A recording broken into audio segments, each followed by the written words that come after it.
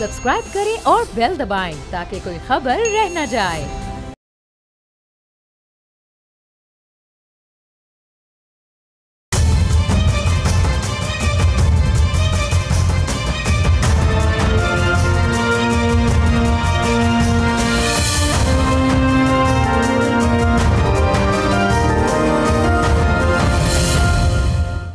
अस्सलाम वालेकुम, आप देख रहे हैं बोल्ड रिपोर्ट्स और मैं हूं बतूल राजपूत। आज के प्रोग्राम में हम बात करेंगे कि इस वक्त पाकिस्तान की अदलिया में अनएक्सपेक्टेड चेंजेस आ रही हैं 27वीं तरमीम के बाद, जहां हमने ये देखा कि पॉलिटिकली चीज़ें बहुत स्मूथ जा रही हैं। ऑन दी अदर हैंड अदलिया की तरफ से भी एक रद्द-ए-अमल आना था। सुप्रीम कोर्ट में हमने इस्तीफ़े देखे, लाहौर हाई कोर्ट में आज पैदर पे इस्तीफ़े आ रहे हैं। ये क्या सिलसिला है, इसके ऊपर भी तफसील से बात करेंगे। और आने वाले वक्त में बिहार इलेक्शन से रिलेटेड इंडो पाक ताल्लुकात कैसे रहेंगे, इसके ऊपर भी बात करेंगे। सबसे पहले लाहौर हाई कोर्ट की डेवलपमेंट्स को डिस्कस करते हैं। बहुत शुक्रिया अब्दुर्रहमान, आप हमें प्रोग्राम में ज्वाइन कर रहे हैं। हमारे रिपोर्टर हैं, बहुत वेल इन्फॉर्म्ड है। अब्दुर्रहमान, जस्टिस शम्स महमूद मिर्ज़ा ने इस्तीफ़ा दिया, ये एक्सपेक्ट कर रहे थे आप, और किन बुनियादों पर रिज़ाइन किया उन्होंने? जी बिल्कुल, 27वीं आइनी तरमीम के बाद जो है ये जो इस्तीफ़ा आज आया है लाहौर हाई कोर्ट से, ये बिल्कुल मतवक्के था। और आइंदा कुछ दिनों तक या अगले 24 घंटों के बाद मज़ीद जो इस्तीफ़े हैं वो उनकी तवक्को की जा रही है। इब्तदाई तौर पर 8 से 10 इस्तीफ़े हैं वो पाइपलाइन में हैं। और इसकी जो वजूहात हैं वो 27वीं आइनी तरमीम के अंदर वो जो शिक है कि जजेस को एक दूसरे सूबे में ट्रांसफ़र किया जा सकता है, तो इन जजेस के बारे में ये जो इतलात थी कि इनको बलूचिस्तान या दीगर सूबों में ट्रांसफ़र किया जाएगा, तो एक वजह तो ये है। इसके अलावा इनके बारे में ये भी कहा गया है कि ये हम ख्याल जजेस का एक पूरा ग्रुप है जो मरहलावार जो है वो अपने इस्तीफ़े जो है वो पेश कर रहे हैं। सबसे पहला इस्तीफ़ा जो है जस्टिस शम्स महमूद मिर्ज़ा का आया है। ये सीनियरिटी लिस्ट में लाहौर हाई कोर्ट की सीनियरिटी लिस्ट में 5वें नंबर पर थे और ये लाहौर हाई कोर्ट की इंतज़ामी कमेटी का भी हिस्सा थे। इनके इस्तीफ़े के बाद जो है लाहौर हाई कोर्ट की इंतज़ामी कमेटी की जो शक्ल है वो भी तब्दील होगी। और जो 8वें नंबर पर ये बताइएगा कि जो इंतज़ामी कमेटी का हिस्सा थे उसकी आप कह रहे हैं शक्ल तब्दील होगी, तो उसके असरात क्या होंगे? क्या मनफी असरात होंगे उस पर? नहीं, ये देखें, ये जो लाहौर हाई कोर्ट की इंतज़ामी कमेटी है वो पूरे पंजाब की जो डिस्ट्रिक्ट जुडिशरी है उसके जजेस से मुतल्लक और अदलिया के इंतज़ामी मामला से मुतल्लक जो है अहम फ़ैसले करते हैं। तो इस सूरत में जो है ये एक अहम ओहदा होता है जो पूरी जुडिशरी का, यानी सूबे की पूरी जुडिशरी का जो है लाया अमल देते हैं। उसके अंदर जो लोअर जुडिशरी के जजेस हैं उनकी तैनातियाँ, तबादले और तमाम जो मामलात हैं, इवन लाहौर हाई कोर्ट के जो माली अमूर हैं उनको भी देखते हैं। अच्छा, जैसे कि आपने पहले भी कहा कि मज़ीद इस्तीफ़े भी एक्सपेक्टेड हैं, तो क्या आप देख रहे हैं कि कोर्ट के अंदर ऐसा माहौल बन रहा है कि फिर न्यूली अपॉइंटेड लोगों को जो कौन डिज़र्व करते हैं उनके ऊपर बात की जाए? जी बिल्कुल, इस वक्त जो फॉर्मेशन है लाहौर हाई कोर्ट में जो सीनियर मोस्ट जजेस हैं उनमें से ही ये तवक्को की जा रही है कि वो मौजूदा जो तब्दीली आई है 27वीं आइनी तरमीम के बाद, उसकी रोशनी में जो है उनकी तरफ से तवक्को की जा रही है कि वो इस्तीफ़े देंगे। और इस बात के हवाले से वो ना सिर्फ गौर व खोज कर रहे हैं, जो हमारे ज़राए हैं इस बाबत जो है जजेस आपस में भी सलाह मशवरा कर रहे हैं। दूसरी तरफ रात के जो है पंजाब बार कौंसल की जानब से जो रात के एक प्रेस रिलीज जारी हुई है। पंजाब बार कौंसल वकला का वो फोरम है जहाँ से ये तवक्को की जा रही थी कि कहीं वकला जो है वो इस 27वीं तरमीम के ख़िलाफ़ एक तहरीक की शक्ल में बाहर ना आए। तो इस हवाले से ये मैं वाज़े कर रहा हूँ कि पंजाब बार कौंसल ने रात के जो है 27वीं आइनी तरमीम के हक़ में जो है एक प्रेस रिलीज़ जारी की है, जिसमें ये भी कहा गया है कि इस मुल्क के अंदर जमहूरियत की बका, आइन की बालादस्ती के लिए जो है वो 27वीं आइनी तरमीम जो है वो ज़रूरी थी। ताहम अभी पाकिस्तान बार कौंसल की तरफ से कोई ऐसी प्रेस रिलीज जारी नहीं हुई। जो ओहदेदार जो है इस वक्त पंजाब बार कौंसल के अंदर मौजूद हैं, उन्हीं की अक्सरियत जो है वो पाकिस्तान बार कौंसल में भी है। पाकिस्तान बार कौंसल आज का जो इस्तीफ़ा आया है, इस हवाले से अभी तक पाकिस्तान बार कौंसल के किसी जो ओहदेदार की तरफ से कोई बयान नहीं आया। ताहम जो नौजवान वकला हैं उनके अंदर कुछ बातें चल रही हैं, मगर उनको कोई ऐसा प्लेटफॉर्म इसलिए दस्तयाब नहीं है कि पंजाब बार कौंसल के हालिया इंतखाबात के बाद जो है जो रिज़ल्ट्स हैं वो भी 17 नवंबर को अनाउंस होना बाकी हैं, जिसकी वजह से सारे जो वकला हैं या वकला जो नुमाइंदगान हैं या जो मुखालफ धड़ा है वो उन्हीं नताइज का जो है इंतज़ार कर रहा है, जिसके बाद उनको अगर कोई प्लेटफॉर्म पंजाब लेवल पे दस्तयाब हुआ तो वो तहरीक चलाने का शायद सोचें। ठीक है अब्दुर्रहमान, ये बताइएगा कि आप क्या देख रहे हैं कि इन रेजिग्नेशंस के बाद भी मज़ीद जजेस को ट्रांसफ़र किया जा सकता है लाहौर से? जी देखें, जुडिशल कमीशन के पास अब पावर्स तो हैं कि वो किसी भी हाई कोर्ट के जज को एक जो है दूसरे सूबे के अंदर ट्रांसफ़र कर सकते हैं। तो सुप्रीम जुडिशल कमीशन है वो इस हवाले से अभी चूँकि आइनी अदालत की फॉर्मेशन मुकम्मल हुई है, जुडिशल कमीशन की फॉर्मेशन जो है वो मुकम्मल हुई है, तो उस कमीशन के अंदर बहुत सारे जजेस के ट्रांसफ़र के मामला तो ज़ेरे गौर हैं, इसमें कोई शक नहीं। लाहौर हाई कोर्ट से बहुत सारे जजेस के बारे में बहुत शुक्रिया अब्दुर्रहमान हमें ज्वाइन कर रहे थे, और इस पर फर्दर बात करने के लिए हमारे साथ मौजूद होंगे पाकिस्तान पीपल्स पार्टी से कादिर मंदुखेल साहब और बैरिस्टर वकास अवैस साहब। बैरिस्टर साहब, आप ये बताइएगा, आईनी अदालत बनने के बाद लड़ाइयाँ ख़त्म हो जाएंगी ये एक्सपेक्ट किया जा रहा था, फिर 27वीं तरमीम तो पॉलिटिकली अच्छे तरीके से पास होगी, लेकिन ये जो इस्तीफ़ों का सिलसिला शुरू हुआ है ये कैसे रुकेगा? क्योंकि जो लाहौर हाई कोर्ट में हो रहा है, पैदर पे इस्तीफ़े आ रहे हैं, मज़ीद एक्सपेक्ट किया जा रहा है कि इस्तीफ़े आएंगे, ये कैसे अनफोल्ड होगा आने वाले दिनों में?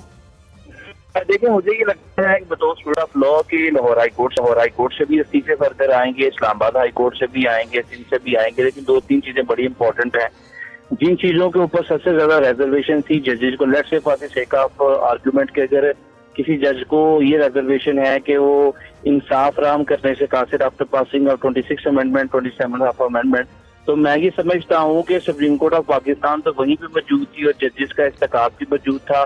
जो भी सिविल केसेस की, क्रिमिनल केसेस की या फैमिली केसेस की अपील थी, जो एक आम साइल जो पाकिस्तान का शहरी है, वो तमाम मुकदमा की सुनवाई तो इन्हीं लोगों ने करनी थी, इंसाफ की फराहमी भी इन्हीं लोगों ने यकीनी बनानी थी।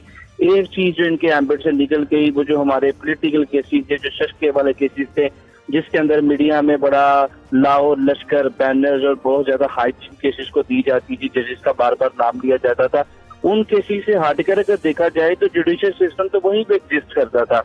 किसी भी जज के हाथ नहीं बांधे गए थे कि जो मैटर उनके सामने अपील में आए, जो मैटर उनके सामने रिवीजन में आए, उस मैटर में तो वो मुकम्मल तौर पे इंडिपेंडेंट है to make justice in accordance with the book of constitution of Pakistan. तो मैं समझता हूँ कि इन तमाम चीजों को मद्देनजर रखे तो हमने गुज़िश्ता 3-4 सालों के अंदर जो अपनी सुप्रीम जुडिशरी के अंदर प्रैक्टिसेस देखी, जजेस के इख्तलाफात देखे, जस्टिस एजाजुल हसन भी छोड़ गए, फिर उसके बाद शमीम नकवी साहब। तो आप ये समझते हैं कि ग्रुपिंग की वजह से हुआ है, it has nothing to do more with law, लेकिन एक लाइक या इख्तलाफ की वजह से हुआ है? आप मेरे साथ ही रुकिएगा। मंदुखेल साहब, अदालत बने आइनी तौर पर ये पाकिस्तान पीपल्स पार्टी की तजवीज़ थी और चार्टर ऑफ डेमोक्रेसी का हिस्सा था। आइनी अदालत भी बन गई, लेकिन 3 जजेस मुस्ताफ़ी हो चुके हैं। लॉ एंड जस्टिस कमीशन के रुकन मखतूम अली खान भी मुस्ताफ़ी हो गए हैं और मज़ीद भी इस्तीफ़े एक्सपेक्टेड हैं। तो हम तो ये समझ रहे थे कि इससे चीज़ें जुड़ेंगी, लेकिन ये तो एक बहरानी शक्ल अख्तियार कर गया। देखिए, पहली बात तो ये कि पीपल्स पार्टी का तरमीम नहीं था, बल्कि सबका मुतफ़क़ा था। चार्टर्ड ऑफ डेमोक्रेसी में दस्तखत मियां नवाज शरीफ साहब के, बेनज़ीर भुट्टो शहीद साहबा के और इमरान खान साहब और मौलाना फजल रहमान साहब भी उसको एग्री कर रहे थे उसमें। पहली बात तो ये। दूसरी बात ये कि जो जजेस ने इस्तीफे दिए वो तो पहले ही पीटीआई के वर्कर थे, वो तो पीटीआई के वर्कर के तौर पे काम कर रहे थे। आप मुझे बताओ, अत्तर मिनल्ला साहब ये इफ्तिखार चौधरी की ड्राइवरी करता था और वकला तहरीक में, और उसके बाद उसकी क्वालिटी ये थी कि वो ड्राइविंग साथ करता था और फिर तर्जमान भी बन गया, उसकी खबरें भी चलाता था, और उसके बाद उसको इस्लामाबाद हाई कोर्ट का जज बनाया और 4 साल तक चीफ जस्टिस रहा। 4.5 लाख से ज्यादा पाकिस्तान भर में जो वकला है, जो कि काबिल वकील है लेकिन गरीब है, किसी की चमचगिरी नहीं करते हैं, कोई सिफारिश नहीं इनके, वो तो जज नहीं बन सकते। ये बन गए जज। इसी वजह से मैं तरमीम लाया था पिछले असम्बली में कि ये चाचे मामे बांजे भतीजे भर्ती करने की बजाय मेरिट लाए।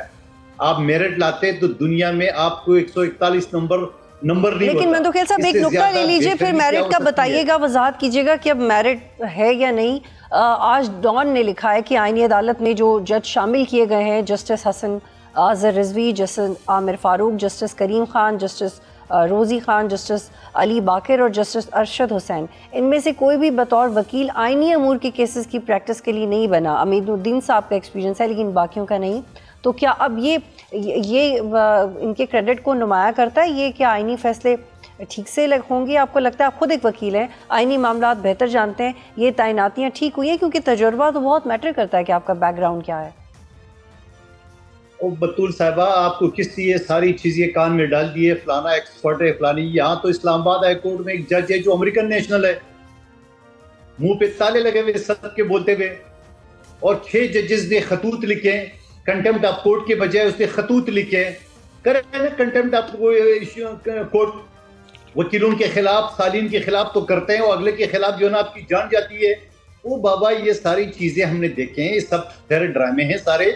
ये बड़े बड़े जो वकील जिनकी चैम्बर से ये सारे लोग गए हुए, मेरिट पे कोई नहीं गए हुए, और इसी वजह से ये सारे अरबों रुपए में खेल रहे और कुछ नहीं। आपको याद है इफ्तिखार चौधरी के दौर में, यहाँ पे इफ्तिखार चौधरी ने 18वीं तरमीम में उस वक्त की हुकूमत को ब्लैकमेल किया कि आप जजेस की अपॉइंटमेंट मेरे हाथ में देंगे नहीं तो 18वीं तरमीम खत्म करूंगा।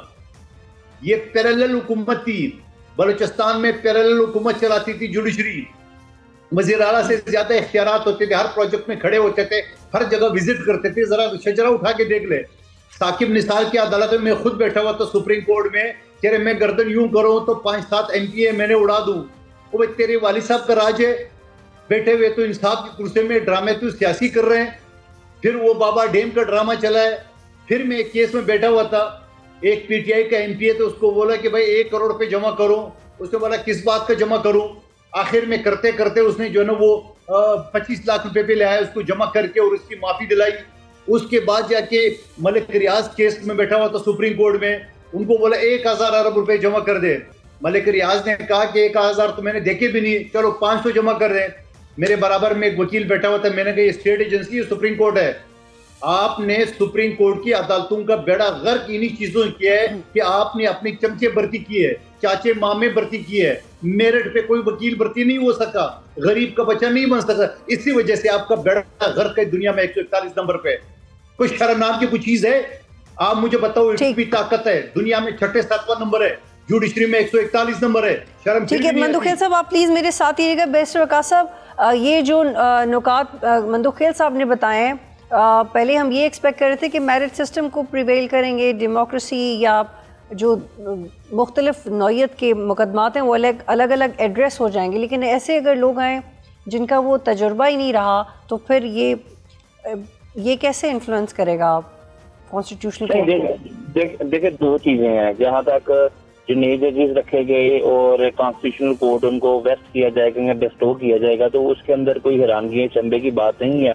कॉन्स्टिट्यूशन एक्सपर्टी रिक्वायर करने के लिए आपको कितना सारा टाइम रिक्वायर करना पड़ता है। मैं समझता हूँ कि बतौर स्टूडेंट ऑफ लॉ आप अपने LLB की कोर्स के अंदर ही आइन के 280 आर्टिकल 5 के शुमारे 27 अमेंडमेंट्स पढ़ के आएंगे, तो एक जज जो इतनी लंबी प्रैक्टिस कर रहे हैं, या एक बतौर वकील जब आप 10 साल की वकालत कर लेते हैं या हाई कोर्ट के जज की एलिजिबिलिटी बनती है, तो you are supposed to be expert in the field of constitution of the state. तो कॉन्स्टिट्यूशन कोर्ट में किसी भी जज को रखा जाता है तो उनकी constitution expert in it self होती है, उसमें तो उनकी माहिराना एक्स्ट्राऑर्डिनरी रिक्वायरमेंट की जरूरत नहीं है। दूसरी ये चीज के मेरिट सिस्टम बिल्कुल पाकिस्तान में गुज़िश्ता 7-8-10 सालों में हमने देखा कि मेरिट को जिस तरह डिस्टॉर्ट किया गया, डैमेज किया गया, डिस्पर्स किया गया, इसकी धज्जियां उड़ाई गई, और ऐसे ऐसे जजेस को जो उनके अपने चैम्बर्स के अंदर थे उनको ला के बैठा दिया गया और अल्टीमेटली खुदा पहाड़ निकला चुका, और जो कॉन्सिक्वेंसेस थे जुडिशियल सिस्टम के वो अटेन नहीं हुए। और I do agree with Mandokhel साहब के हमारा जुडिशियल सिस्टम इस वक्त कहाँ पे स्टैंड करता है, कहाँ पे लैंड करता है। This is the most astonishing establishing to understand के पाकिस्तान के अंदर हमारा तो बेस्टर साहब ये वाजे करें, क्योंकि जुडिशियल एक्टिविज्म की पे आप लोग बात लेके आ गए, तो उस वक्त से लेके अब तक जो इफ्तिखार चौधरी साहब का दौर था उसमें ज़्यादा गलती कहाँ हुई है?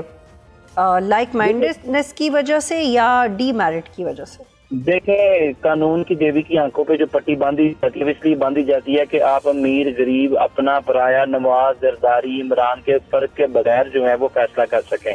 लेकिन अनफॉर्चुनेटली जो आपने वर्ड इस्तेमाल किया, you have absolutely put the nail on the head, कि हमारी जो जुडिशियल कल्चर के अंदर जो लाइकनेस था, जो विदाउट गेटिंग प्रेजुडिस जो फैसले देने थे, पार्शल हुए बगैर फैसले देने थे, हमारे हर फैसले के अंदर, हर सो मोटो जुरिस्डिक्शन 184 क्लेम के अंदर लाइकनेस का, लाइक माइंडेड होने का एक बू जो है वो आती थी।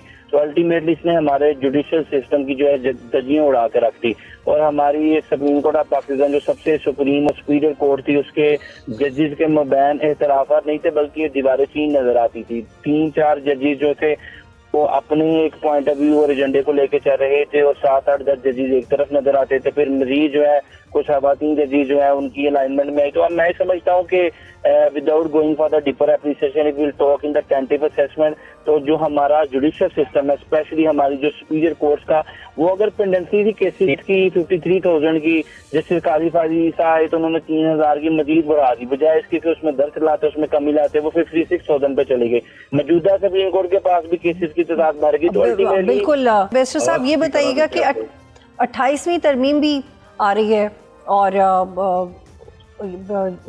क्या आपको लगता है कि कुछ ऐसी उसमें चेंजेस हो सकती हैं जो फिर कुछ ग्रुप्स ऑफ वकला को दोबारा हर्ट कर सकते हैं?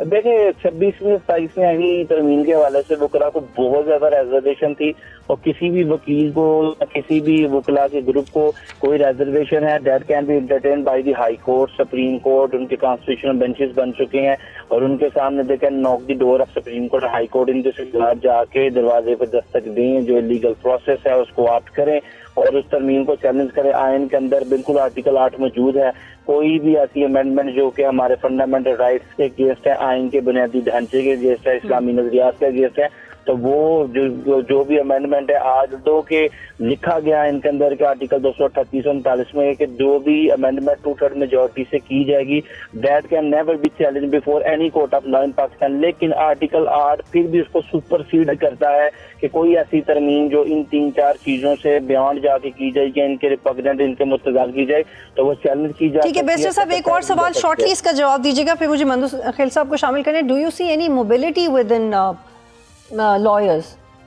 क्योंकि ये कहा जा रहा है कि उनके पास कोई प्लेटफॉर्म तो है नहीं, लेकिन नॉट एट ऑल। उसकी बड़ी वजह मैं थोड़ा सा बता दूं, मैं उसी बात करूंगा कि हम वकला के अंदर भी बहुत बड़ी तकसीम है, और नून लीग के वकला, पीटीआई के वकला, पीपल्स पार्टी के वकला। पहले शायद हम ये देखते थे जुडिशियल एक्टिविज्म में इस तरह की कोई भी चीज आती थी तो वकला निकलते थे, अब वकला भी शायद सियासी पार्टीज के परचम के तले ज्यादा नजर आते हैं बजाय इसके। ठीक है बैरिस्टर साहब साथ ही रहिएगा।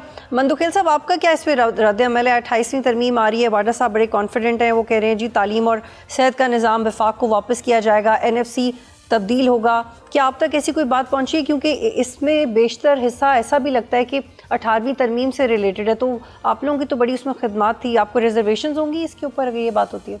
आपको कर रही हूँ मौखूजे पे बातें। अभी 28वीं तरमीम आई नहीं है और आप डिबेट पहले शुरू कर दिया है।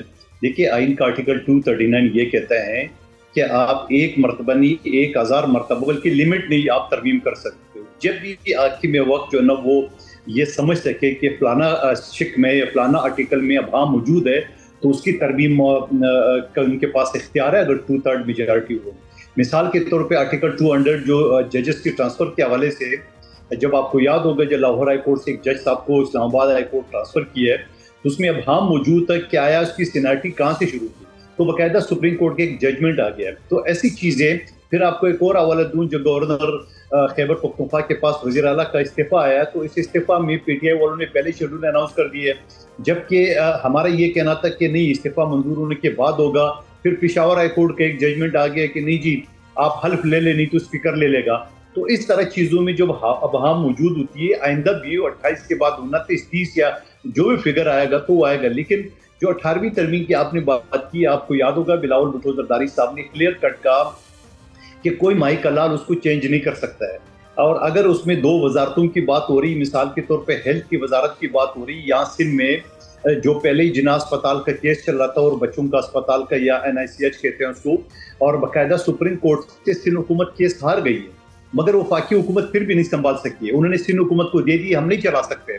फिर इस तरह सिंध हुकूमत ने NICD जो दिल का अस्पताल है, इस तरह SICBD जो है ना, वो सिंध के 10 जिलों में टॉप के अस्पताल बनाए, मेरे हल्के बल्दिया टाउन समेत, जहाँ मुस्तफ़ा कमाल साहब और शहबाज शरीफ साहब का भी हल्का है। तो मैं ये समझ रहा हूँ कि ऐसी सूरत हाल में अब हेल्थ की वजारत कैसे दी जा सकती है, जहाँ अरबों रुपए सिंध ने इन्वेस्टमेंट की है, और बने बनाए जो 2 अस्पताल थे वो वफाक से नहीं संभाले जा रहे थे, सिंध को दे दिए केस जीतने के बावजूद। तो ये सारी एक अफरा तफरी वाली बातें हैं जो इनके मालिक फैला रहे हैं। आर्टिकल 140 के तहत कह रहे हैं कि वो कर दो। बाबा, आर्टिकल 140 है क्या? आपके 3 मेयर आए थे, रोना धोना, 40 साल आपने हुकूमत की, मुख्तलिफ डिक्टेटर्स और जमहूरी हुकूमत के साथ था। पिछले बल्दियाती इलेक्शन में तो आपने हिस्सा ही नहीं लिया, आपको तो एक काउंसलर भी नहीं है, तो आप किस चीज की तरमीम करो? बहुत शुक्रिया मंदोखेल साहब और बैरिस्टर वकास साहब प्रोग्राम में ज्वाइन कर रहे थे। एक ब्रेक लेते हैं, फिर कंटिन्यू करेंगे।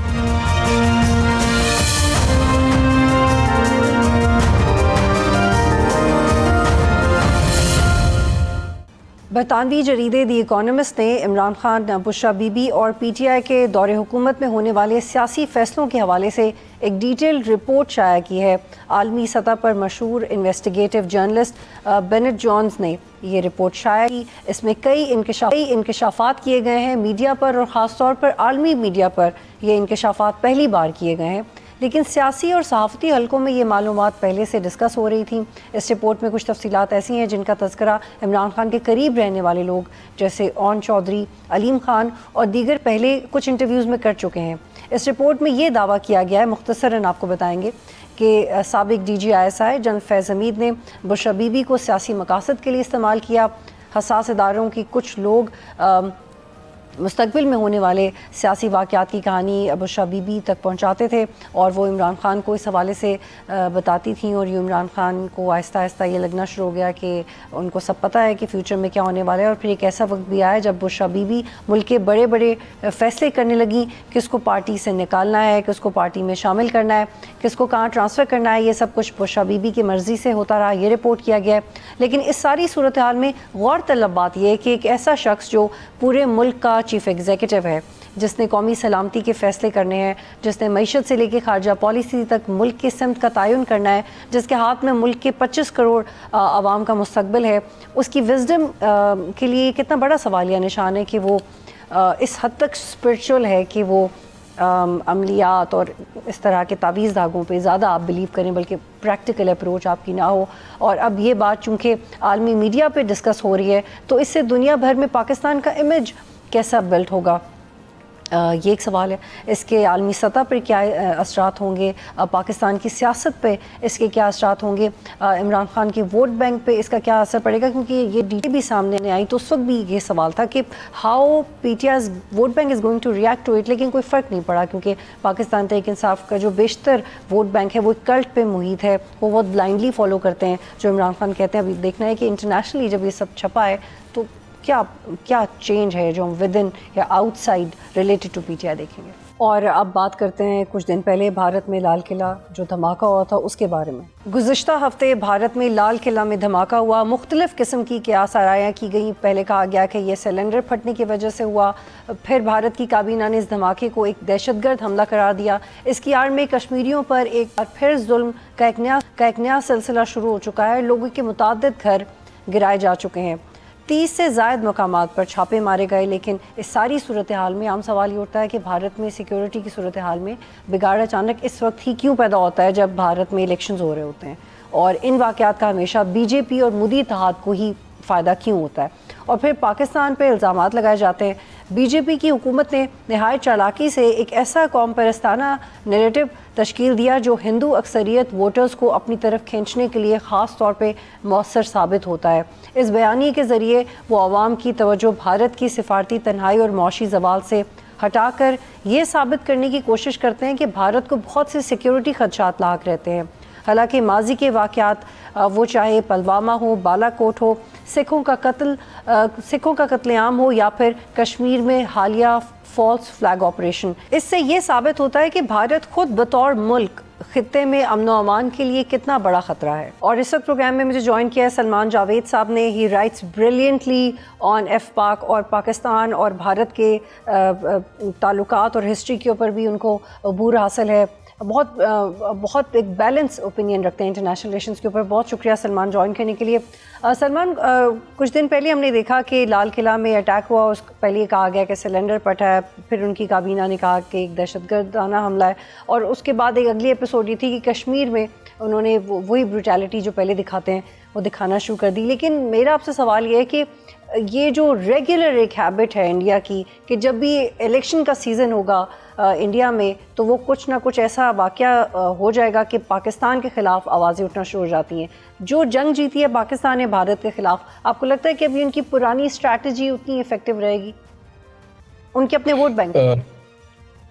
जी, मेरा ख्याल है कि जो आपने बात कही है कि उनकी पुरानी एक हैबिट है ये कि एक तो ये कि वो लाजमन जिस वक्त भी इलेक्शंस का सीज़न होता है उस वक्त वो इस किस्म का कोई ना कोई जिसे कहते हैं कि एक फॉल्स फ्लैग, जिसको हम अपनी टर्मिनोलॉजी में अक्सर बात करते हैं, उसको वो ज़रूर लेकर आते हैं सामने। और उसके बाद अगर वो फॉल्स फ्लैग जो है कामयाब हो जाए तो उसके बाद फिर दूसरा जो उनका स्टेप होता है वही होता है कि उसका फिर रुख जो है वो कश्मीर और पाकिस्तान की तरफ मोड़ते हैं।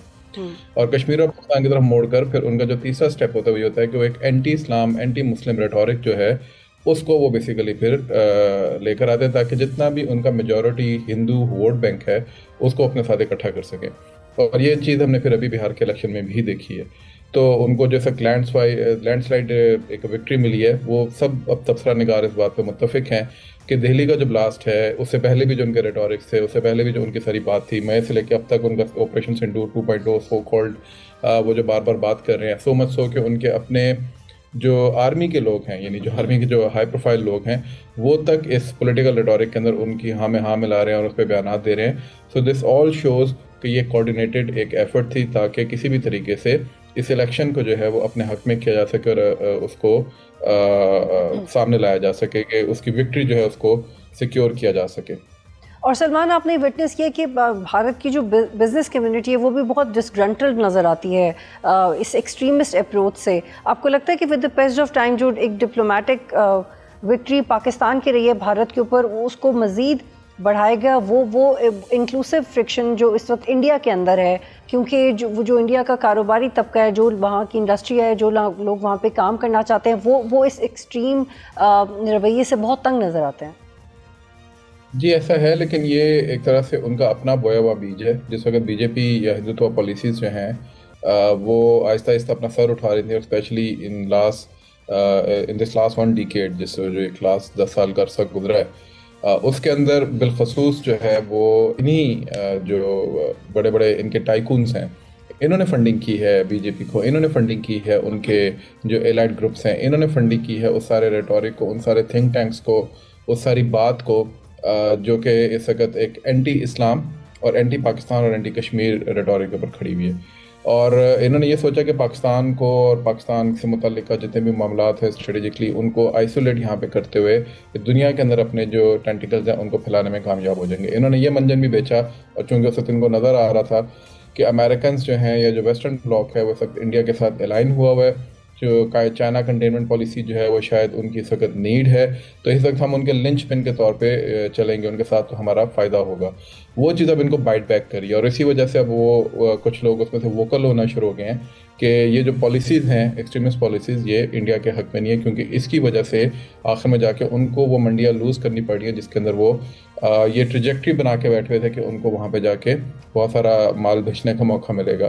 तो मेरा ख्याल है कि अभी चंद दिन पहले जैसे अफगानिस्तान की औरत से बात हो रही थी कि जब बिजनेसमैन आपका डिसग्रंटल्ड हो जाए, जिसने इकोनॉमी का पहिया रन करना है, जिसने आपका मसल बिल्टअप करना है, जिस मसल के ज़रिए आपको लड़ाई करनी है, अगर कल को कोई लड़ाई भी होती है तो फिर समझें कि आपका डूम एंड ग्लूम जो है वो शुरू हो जाता है।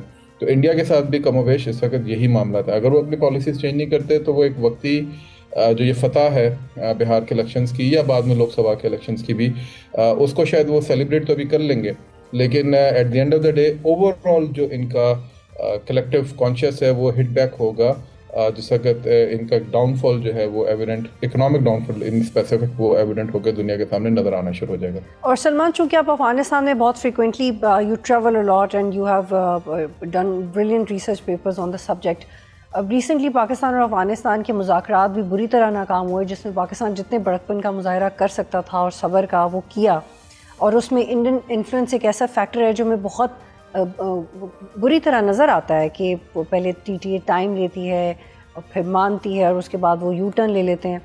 तो ये भी एक ऐसी चीज़ है जिसने भारत को मजबूत किया है कि अब उसका एक नेबर है जो ब्लाइंडली उसको फॉलो कर रहा है और वो उसी स्ट्रेंथ को अपने मुल्क में भी इम्प्लीमेंट कर रहे हैं, क्योंकि पाकिस्तान के साथ बॉर्डर पे ताल्लुकात ख़राब होना, फिर उनका अपना कंट्रोल मीडिया होना, फिर उनके इलेक्शंस और but whatever is happening they are at least able to do it, whatever they want they are able to do it. Influence जो उनका है वो कम नहीं हो रहा। देखें, अफगानिस्तान का केस जो है वो बड़ा सादा सा है, लोग उसको कॉम्प्लिकेटेड समझते हैं। अफगानिस्तान के अंदर मसला लोगों का नहीं है, वहाँ के जो वहाँ पे कुछ ग्रुप्स हैं जो कि पावर को होल्ड करते हैं, चाहे वो तालिबान का ग्रुप है चाहे कुछ और ग्रुप्स हैं, उनका मसला है। और उन ग्रुप्स का अनफॉर्चुनेटली हमेशा झुकाव जो है वो एक एंटी पाकिस्तान सेंटिमेंट के ऊपर खड़ा रहा है। और बिलखुसूस 2021 के बाद तालिबान के अंदर भी उस हेट्रेड ने जगह बनाई है, उस कौम परस्ती ने जगह बनाई है, और उसकी वजह से वो अब पाकिस्तान के ख़िलाफ़ भी बातचीत कर रहे हैं। जहाँ तक उनकी ये बात है कि मुज़ाकरात नाकाम हुए, तो जाहिर है उसका लूज़र ज़्यादा लॉस जो है वो पाकिस्तान से ज़्यादा ऑफ कोर्स अफगानिस्तान की रियासत और अफगानिस्तान के लोगों का है। इसी वजह से मैं अक्सर अपने प्रोग्राम्स में भी और लोगों से भी बात करते हुए कहता हूँ कि ये अफगानिस्तान के लोगों के ऊपर इस वक्त बात आती है कि वो अपनी रजीम को ये कहें कि इस किस्म की ऑब्नॉक्शियस पॉलिसीज़ को छोड़ के कुछ ऐसा लाएअमल बनाएं जिसके ज़रिए प्रोग्रेस की बात हो, ट्रेड की बात हो, कनेक्टिविटी की बात हो, टेररिज्म की ना हो। लेकिन अनफॉर्चुनेटली चूँकि तालिबान रजीम ने इस वक्त ऑप्ट किया हुआ है इंडिया का अलायंस, तो जिस किस्म की पॉलिसीज़ इंडिया अपने लिए बनाता है और जिस किस्म की शिप अपनी वो मनूवर करता है और उसको फिर सिंकिंग की तरफ लेके जाता है, बिल्कुल उसी तरीके से सब तालिबान भी कर रहे हैं। जैसे अभी 3 दिन पहले मुल्ला ब्रदर ने भी अपना एक बयान दिया और उसमें उन्होंने कहा जी कि हम सारे ट्रेड वो ख़त्म कर देंगे और 3 महीने हैं ट्रेडर्स के पास कि वो पाकिस्तान के साथ सारे मुआहदात ख़त्म करें वगैरह वगैरह। अब ये बात पहले गनी भी कह चुके हैं, ये बात अमरुल्लाह साले भी कह चुके हैं, वो तो रूट्स भी प्रपोज कर चुके हैं, उन्होंने तो एयर कॉरिडोर की भी बात की थी। Same goes for Afghan Taliban as well. Free trader knows here and there, नुकसान ज़रूर होता है पाकिस्तान का भी, लेकिन इतना नहीं जितना उनका होगा। उनकी मंडी का सबसे बड़ा पोर्ट जो रूट है वो पाकिस्तान है। बहुत शुक्रिया सलमान प्रोग्राम में ज्वाइन कर रहे थे। और बेसिकली सबसे आम नुकता ये कि जो वोट बैंक है भारत का वो एक हद तक ही हम उसको जुड़ा हुआ देख सकते हैं, क्योंकि जो कल्ट होता है वो ब्लाइंडली फॉलो करता है, लेकिन जो एक एजुकेटेड वोटर है भारत का, लगता है कि with the passage of time उसको ज़रूर ये एहसास हो जाएगा कि किसी एक्सट्रीमिस्ट लीडर को वोट देना चाहिए या नहीं। आज तक के लिए इतने ही। प्रोग्राम देखने का शुक्रिया। अल्लाह हाफ़िज़।